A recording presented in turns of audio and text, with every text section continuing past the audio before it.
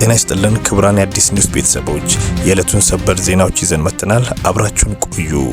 በፕሪቶሪያው ሰላም ስምምነት የተረጋጋ ሰላም ቢኖርም በትግራይ የሰብአዊ መብት ጥሰት ቀጥሏል የሚል ዜና ደርሶናል። በማዕከላዊ ኢትዮጵያ ክልል በምስራቅ ጉራጌ ዞን መስቃን ወረዳ አንድ ቤተሰብ 7 አባላት በምግብ መመረዝ ሞቱ። ከዓለም ዋንጫ ማጣሪያ ረፍት በኋላ የፕሪሚየር ሊጉ ደርቢ ተመልሷል። ከ2 ሳምንት ዓለም አቀፍ የዋንጫ ጨዋታ ማጣሪያ ጊዜ በኋላ የእንግሊዝ ፕሪሚየር ሊግ ተመልሶ ሊጀመር ነው። የሰሜን ለንደኖቹ አርሴናልና ቶተንሃም የሚያደርጉት ደርቢ ከፍተኛ ትኩረት አግኝቷል። እነዚህን ዜናዎች በዝርዝር እንመለከታለን። ከአዲስ ኒውስ ጋር አብራችሁን ቆዩ። ቻናላችንን ሰብስክራይብ በማድረግ እንጀምር። አብራችሁን ቆዩ። ወደ ዝርዝሩ እንገባለን። አዲስ ኒውስ በፕሪቶሪያው ሰላም ስምምነት የተረጋጋ ሰላም ቢኖርም በትግራይ የሰብአዊ መብት ጥሰት ቀጥሏል የሚል ዜና ደርሶናል። የዓለም አቀፍ የሕግ ባለሙያዎች ማህበር የሰብአዊ መብት ተቋም ከሌሎች ሲቪል ማህበራት ጋር በመሆን ባወጣው ሪፖርት መሰረት በኢትዮጵያ መንግስትና በህወሓት መካከል የጸናው የፕሪቶሪያ የሰላም ስምምነት ቢኖርም በትግራይ ክልል የጭካኔ ድርጊቶች መቀጠላቸው ከፍተኛ ስጋት ፈጥሯል። ሪፖርቱ በቡድን መደፈር፣ በግድ ማስጸነስ፣ ጾታዊ ጥቃት እና ሆን ተብሎ በረሃብ መቅጣትን ጨምሮ በርካታ ወንጀሎች መፈጸማቸው እንዳልቆሙ አረጋግጧል።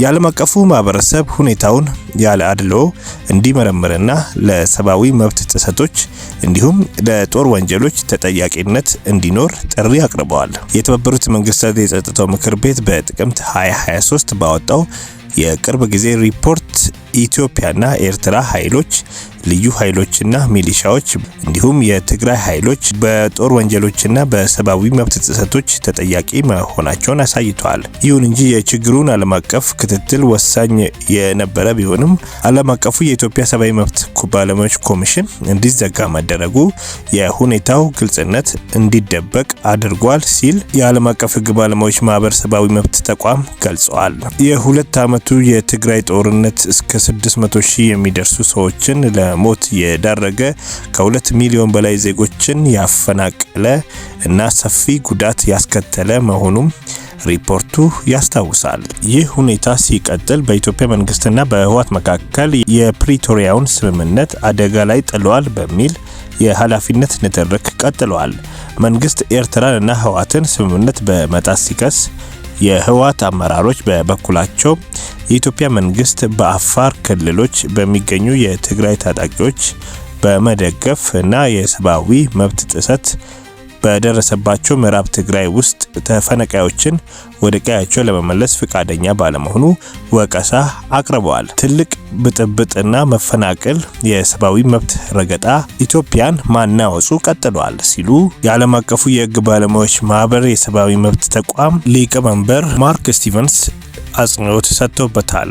አስቸኳይ የዓለም አቀፍ ጥሪና የተጠያቂነት ጥያቄ አግባብነት ያላቸው ሀገራት፣ የተባበሩት መንግስታት ድርጅትና የክልላዊ ተቋማት በአስቸኳይ እርምጃ በመውሰድ የጭካኔ ድርጊቶችን እንዲያስቆሙ ጥሪ ቀርበዋል። በማዕከላዊ ኢትዮጵያ አንድ ቤተሰብ 7 አባላት በምግብ መመረዝ ሞቱ። በማዕከላዊ ኢትዮጵያ ክልል በምስራቅ ጉራጌ ዞን መስቃን ወረዳ ህዳር 6 ቀን 2018 ዓ.ም ምሽት ላይ 7 የአንድ ቤተሰብ አባላት ባልታወቀ ምክንያት ህይወታቸው አልፏል። ፖሊስ አሳዛኝ ሲል የገለጸው ይህ ክስተት የተከሰተው ቤተሰቡ እራት ከበላ በኋላ ሲሆን አባት አቶ ኃይሌ ያበራንና 6 ልጆቻቸውን ከ1 ዓመት እስከ 17 ዓመት ያሉ ጨምሮ 7 አባላት በተከታታይ ቀናት ህይወታቸው አልፏል። ከቤተሰቡ ውስጥ እናት ወይዘሮ ዳመነች ደንበል ብቻ በህይወት ሲኖሩ በአሁኑ ወቅት አዲስ አበባ በምኒልክ ሁለተኛ ሆስፒታል በጽኑ ሕክምና ላይ ይገኛሉ። ፖሊስ ኮማንደር ታጁ ነጋሽ የእሳቸው መትረፍ ለምርመራው ወሳኝ መረጃ ለማግኘት እድል እንደሚፈጥር አስታውቋል። የሞቱበት ዋነኛው ምክንያት በመርዛማ ምግብ መመረዝ እንደሆነ ቢጠረጠርም ትክክለኛው ውጤት የሚታወቀው የምኒልክ ሆስፒታል የላቦራቶሪ ምርመራ ውጤት ለፖሊስ ሲሰጥ ይሆናል። ፖሊስም ከጉዳዩ ጋር ተያያዥነት ያላቸው 10 ተጠርጣሪዎችን በቁጥጥር ስር አውሏል። የዞን የወረዳ ፖሊሶች ከአቃቤ ሕግ ጋር በመሆን የተቋቋመው የምርመራ ቡድን የዚህን ውስብስብ ጉዳይ መንስኤዎች ለማወቅ በስፋት እየሰራ መሆኑን ፖሊስ ለቢቢሲ አሳውቋል። በመርበርግ ቫይረስ የሞቾች ቁጥር ጨመረ። አጠቃላይ የታማሚዎች ቁጥር 8 ደረሰ። ዛሬ በመርበርግ ቫይረስ ምክንያት የአንድ ሰው ህይወት ማለፉ ሪፖርት ተደረገ። የዕለቱ ሁኔታ ከቀረቡት 13 የላቦራቶሪ ናሙናዎች ውስጥ 2 ሰዎች በቫይረሱ መያዛቸው ተረጋግጧል። የታማሚዎቹ መገኛ በቫይረሱ የተያዙ እነዚህ አዳዲስ ታማሚዎች ከዚህም በፊት እንደተገለጸው በደቡብ ኢትዮጵያ ክልል በጂንካ ከተማ የሚገኙ የለይቶ ማቆያ ማዕከል የነበሩ ሲሆን የሕክምና ክትትላቸውም በዚያው እየተካሄደ ነው። ጠቅላላ ቁጥር በአጠቃላይ በመርበርግ ቫይረስ የተያዙ ሰዎች ቁጥር 8 የደረሰ ሲሆን እስካሁን ህይወታቸው ያለፉ ሰዎች ቁጥር ደግሞ 4 ደርሰዋል። የጤና ባለስልጣናት ቫይረሱ እንዳይስፋፋ የሚያደርጉትን ጥረት አጠናክረው ቀጥለዋል። ከዓለም ዋንጫ ማጣሪያ ረፍት በኋላ የፕሪሚየር ሊጉ ደርቢ ተመልሷል። ከ2 ሳምንት ዓለም አቀፍ የዋንጫ ጨዋታ ማጣሪያ ጊዜ በኋላ የእንግሊዝ ፕሪሚየር ሊግ ተመልሶ ሊጀመር ነው። የሰሜን ለንደኖቹ አርሴናልና ቶትናም የሚያደርጉት ደርቢ ከፍተኛ ትኩረት አግኝቷል። የቢቢሲ የእግር ኳስ ተንታኝ ክሪስ ሳተን ጨዋታዎችን አስቀድሞ ገምተዋል። ሳተን እንደሚለው አርሴናል የተሻለ ቡድን ቢሆንም ቶትንሃም ተቀናቃኞችን ለማስቆም ከባድ ትግል ያደርጋል። ሆኖም አርሴናል ግብ የማስቆጠር መንገድ እንደማያጣ ያምናል። ትንበያው አርሴናል 3 ቶትንሃም 2 እንደሚሆን ግምት ሰጥቷል።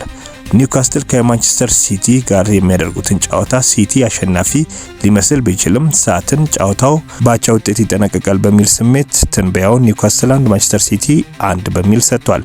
ሊቨርፑል ከኖቲንግሃም ፎረስት የሚያደርጉትን ትንታኔ ሊቨርፑል በሜዳው ጠንካራ ሲሆን ፎረስት ከሜዳው ውጪ ደካማ ነው።